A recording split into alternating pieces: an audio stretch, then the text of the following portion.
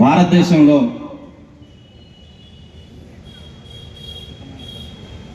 మనల్ని అందరినీ మీరందరూ హిందువులుగా ఉంటేనే నేను ఎస్సీలుగా గుర్తిస్తాను అని చెప్పి రాష్ట్రపతి చెప్పాడు. ఎప్పుడు చెప్పాడు? అంతకుముందు ఒక 100 సంవత్సరాలు స్వతంత్రం కోసం పోరాడి స్వాతంత్రాన్ని స్వేచ్ఛగా ఆనందించాలి అని అనుకుంటున్న సందర్భంలో భారతదేశాన్ని గణతంత్ర దేశంగా ప్రకటించుకున్న జనవరి 26 తర్వాత కేవలం 6 నెలల తర్వాత మనకు సంఖ్యలు విధించాడు ఆనాడు ఉన్న భారత బ్రాహ్మణ రాష్ట్రపతి. ప్రియమైన మిత్రులారా, బ్రాహ్మణ రాష్ట్రపతికి ఉన్న అధికారం ఏంటి? హిందువులుగా ఉంటేనే నేను మిమ్మల్ని ఎస్సీలుగా గుర్తిస్తాను అని ఆయన చెప్పాడు. ఆ మాట రాజ్యాంగం చెప్పిందా? ఇక్కడ మనం వేసుకోవాల్సిన ప్రశ్న, ఆ మాట రాజ్యాంగం చెప్పిందా? ఈ మధ్య కాలంలో జరుగుతున్న చర్చలలో, టీవీ చర్చలలో కూడా రాజ్యాంగమే చెప్పింది, డాక్టర్ బిఆర్ అంబేద్కర్ చెప్పాడు, మిమ్మల్ని అందరినీ హిందువులుగా ఉంటేనే మీరు ఎస్సీలు అవుతారు అని చెప్పి రాజ్యాంగం చెప్పింది. బాబాసాహెబ్ అంబేద్కర్ రాజ్యాంగ నిర్మాత చెప్పాడు అని ఒక పెద్ద అబద్ధం, ఒక పెద్ద తప్పుడు ప్రచారం జరుగుతుంది. రాజ్యాంగము చెప్పలేదు. రాజ్యాంగం ఏం చెప్పింది? మీరు స్వేచ్ఛగా మీకు నచ్చిన మతాన్ని, విశ్వాసాన్ని మీరు నమ్మండి, మీరు ప్రచారం చేసుకోండి, మీరు అనుసరించండి మీకు ఇష్టమైన దేవుణ్ణి మీ ఆత్మానుసారము అని రాజ్యాంగం ఆర్టికల్ 25 చెప్పింది. అక్కడ ఏమి నువ్వు హిందువునో, నువ్వు క్రైస్తవుడిగానో, నువ్వు ముస్లింగానో ఉండమని అక్కడ ఆర్టికల్ 25 చెప్పలేదు. తర్వాత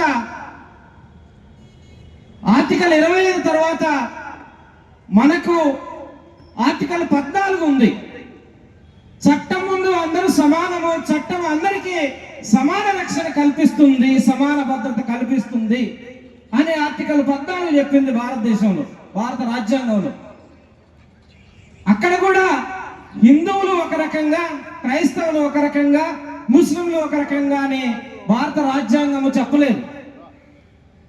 ఈ రెండింటికి పూర్వము 1932వ సంవత్సరంలో లండన్లో ఒక పెద్ద సభ జరిగింది. భారతదేశం నుంచి అనేక మంది అక్కడికి వెళ్ళారు. అక్కడ బాబాసాహెబ్ అంబేద్కర్ కూడా మన తరపున వెళ్ళి మాట్లాడాడు. ఆ సభలలో, ఆ సమావేశాలలో చాలా గట్టిగా బ్రిటిష్ వారిని వాదించాడు. కనీసం మీరు మాకు ఆరాధన స్వేచ్ఛ కూడా కల్పించలేకపోయారు, ఇన్నేళ్ళు మా దేశాన్ని పరిపాలించి మాకు కనీసం ఆరాధన స్వేచ్ఛనైనా కల్పించండి అని అక్కడ మాట్లాడాడు. ఆ మాటల సందర్భం తర్వాత భారత రాజ్యాంగ రచన సందర్భంలో రాజ్యాంగ సభ ఒకటి ఏర్పడింది. రాజ్యాంగ సభ ఏర్పడిన తర్వాత రాజ్యాంగ రచన సభలో బాబాసాహెబ్ అంబేద్కర్ మన అందరి తరపున చర్చించాడు, మాట్లాడాడు.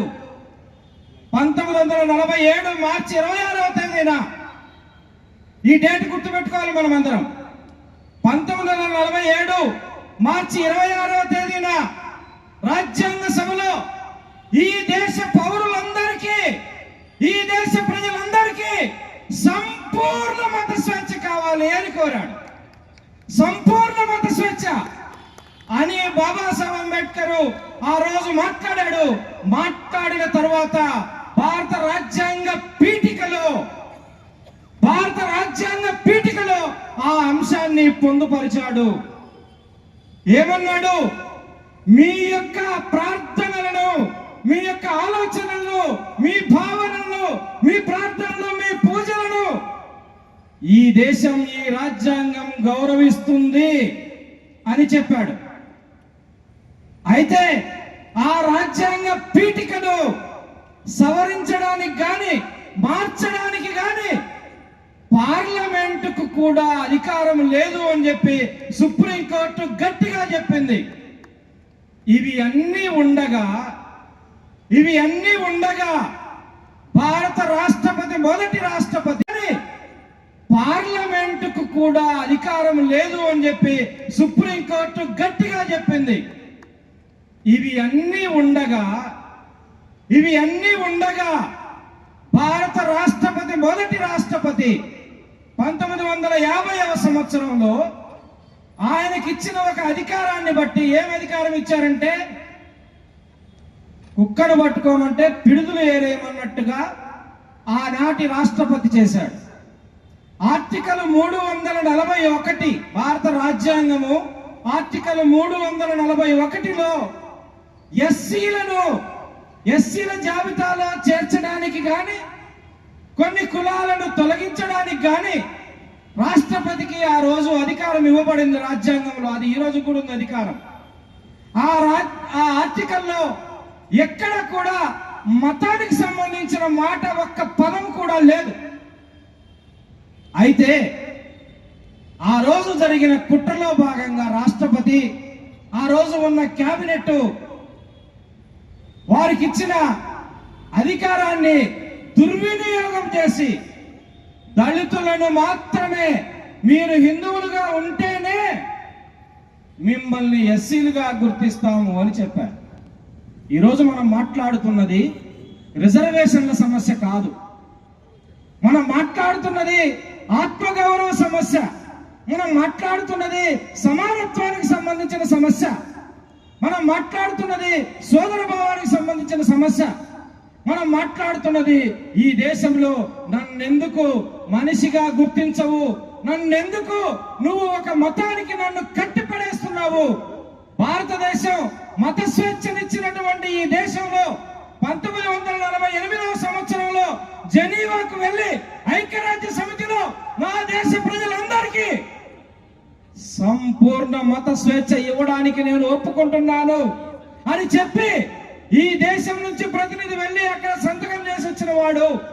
ఈ దేశంలో దళితులకు మాత్రమే మీరు హిందువులుగా ఉండాలి, ఉంటేనే నేను మిమ్మల్ని ఎస్సీలుగా గుర్తిస్తాను అని చెప్పి ఒక షరతు విధించాడు. అది వేరే ఎవరికి విధించలేదు. ఇది సంపూర్ణంగా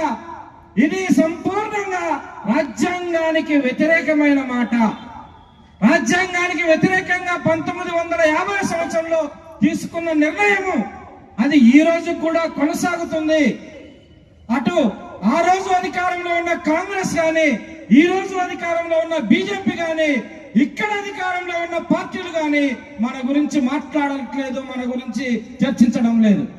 మిత్రులారా, రాష్ట్రపతికి 341లో ఏ రకంగానైతే ఎస్సీలను తొలగించడానికి లేదా చేర్చడానికి అధికారం ఇచ్చారో, అదే విధంగా ఆ ఆర్డర్ని 1950లో ఇచ్చినటువంటి ఆర్డర్ని తొలగించడానికి, రద్దు చేయడానికి కూడా ఆర్టికల్ 123 క్లాస్ 2(b)లో అధికారం ఇచ్చారు. ఏం అధికారం అంటే, పార్లమెంటు రాజ్యసభ సెషన్స్ లో లేనప్పుడు ఆ యొక్క ఆర్డర్ని విత్డ్రాది వెనక్కి తీసుకునేటువంటి అధికారం ఉంది. 2 నిమిషాలలో కొట్టివేయడానికి అవకాశం ఉన్నటువంటి అంశాన్ని ఇన్ని 75 ఏళ్ల నుంచి నానబెడతా ఉన్నారు. కాబట్టి మనము అర్జీల ద్వారా, వినతి పత్రాల ద్వారా వెళితే కుదరదు. మనము ఖచ్చితంగా పోరాడాలి.